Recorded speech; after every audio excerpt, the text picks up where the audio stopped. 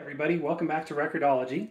So today we've got something interesting to talk about. We are going to go through a brief history of records through this stack of records right here. So I've handpicked some interesting records that kind of mark turning points in the history of recorded audio. The very first records, the very first recording medium was called a phonautograph, and it actually etched vibrations from sound into smoked paper. And you couldn't play it back. Nowadays they can with digital imaging, but it was just a way to record sound. Very fascinating stuff. Highly recommend the Victrola guy's channel right now. He's doing some experiments with the phonautograph. Then you've got your wax cylinder records that eventually transitioned to flat disc-based records as a format of choice. So that's kind of where my collection starts at this point. So we're going to start with this. This is a 78 RPM acoustic recording. So we've talked about that in the past. All the musicians were acoustically recorded. Sound vibrations through air, through a horn, onto a lathe on wax, and then electroplated metal stampers were created off of several generations of the original disc. And shellac was pressed to make this. And there you go. That's about a 100-year-old disc right there. Okay. So that's the first one on our journey, and we're just going to keep going. So then the 78 developed. This is an electrically recorded 78. Somebody corrected me in a previous episode. I said electronically. That's not the right term. It is electrically recorded. So 78, this is a reissue of a Glenn Miller. This is about 1947 now at this point. But look what's happening by the mid-40s. We're starting to advertise those 45 RPM records, and we've talked about that a couple of times. So the 78 was dying out, late 40s. So they started coming out with vinyl 33 1/3 speed, but not before. And let's look at this. This is still 78. This is a 12-inch 78. We've talked about this a little bit. Same size as a vinyl album, but it is a larger disc to accommodate more record time. The 10-inch disc had somewhere in the neighborhood of 3 minutes, and this had a little bit more, closer to 5 to 7 minutes of record time for classical music. So that's what that was for. All right. So then, late 40s, 1948, I think it was, Columbia introduces the long-playing record. Now, it was not hi-fi at that point. It was just 33 1/3. It was made from a vinyl, polyvinyl chloride, PVC pellets that were dyed black and molded. Similar process, metal stampers. But by the late 40s, after World War II, we had stolen from Nazi Germany magnetic tape as a recording media. So no longer were we recording to disc and then making copies of the disc. We were recording to tape and making tape copies onto the record.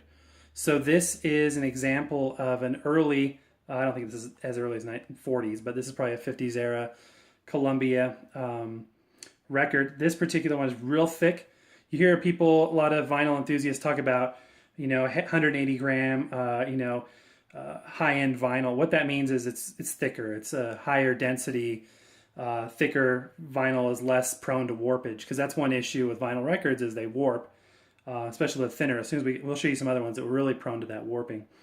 Now we're not talking about the 45s, which, as you know, was sort of RCA's new format, but that went a separate path and has a separate life of its own. But we're going to focus on the LP here, on the vinyl. So the 33 1/3 speed actually had been around since radio days. Back in the 30s, they would do a lot of radio transcription discs on 33 1/3. Some of those were interesting. In order to maintain the acoustic differences of stylists playing on the outside groove versus the inside groove, they would play from inside to out, and then the next disc would play out to in, because there is fidelity differences and sonic differences between the outside groove and the inside groove. We'll cover that all on a different day. Anyway, so there you go. It wasn't high fidelity. It was just a 33 1/3 speed vinyl disc. So that's where we got to in the late 40s. And then by the 60s, this is really the highlight, in my opinion, of quality records. So this is a Victor release, an RCA Victor, which was like their premium label, Glenn Miller album. This one is in beautiful condition. It's sturdy. It's super thick. When you hear some of the vinyl people talking about, oh, it's got to be, 180 grams. Sometimes they get up to the 200s. They get too thick. They get too thick to get a good pressing, and sometimes you'll miss those finer etchings. So it's actually somewhere in the middle is okay. But some days, or some records nowadays, are pressed so thin that it's just ridiculous. But this is a good quality mid-60s RCA Victor release. Good quality. Minimal warpage for its era. Always store records vertically. It seems counterintuitive. Okay, so this is obviously released 1969.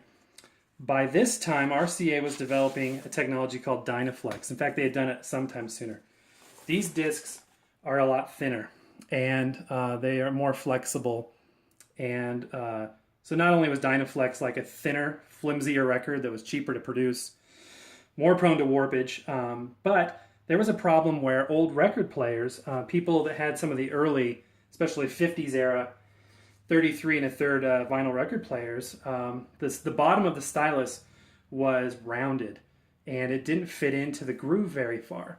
And so they developed a way to get higher fidelity, more detail on the high and low end, especially the high end part of the audio spectrum, by engineering the discs in a certain way that the groove actually rendered a better quality signal. Because if you didn't have what they would call like a conical stylus, where the tip of the stylus is more of a point rather than a rounded end, you would miss some of those grooves or some of the detail in those grooves. So this is a dynaflex. Eventually that faded away because record players were, developed and released, with a conical stylus going forward. But dynaflex disc sounds great, but yeah, it is definitely getting flimsy at this point. Some of the 70s RCA vinyl records are atrociously thin and prone to warpage. Okay, so then we get into this phase of, hey, cool, we can do colored vinyl. We've talked about this one before. So same exact makeup, except we don't have the black color additive. We added yellow and left it sort of clear. Really cool record. Kind of a novelty at this point. Everything by this point was high fidelity, as you can see. They like to say that. Then we get into, let's move into the 80s, and we start doing this thing where we have digital records. And we're going to talk about this in more detail, but check this out. Digital classics. For those of you that know a little bit about audio, there's no such thing as a digital record. It is by its very nature an analog recording medium. There's nothing digital about this. So what were they talking about? What they were talking, this is also super thin. I mean, this is a Philips disc. They were talking about the fact that the source material was no longer on analog tape. It was mastered from a digital audio source. So this was recorded digitally and rendered to an analog disc. But putting the word digital on anything was cool. So you see that happening. Okay, so that takes us to two more discs here. These are some records I've gotten over the last couple of years.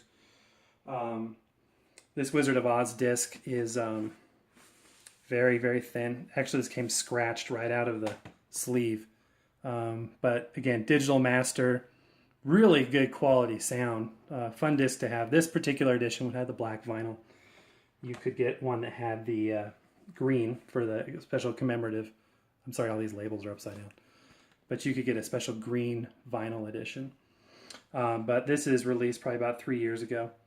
Fun to have. Definitely fun to have. And it has an interesting thing where they tie in digital audio, because this comes with a, I don't know where it is on here. There's a bonus track somewhere on here where it came with an insert where you could download an MP3.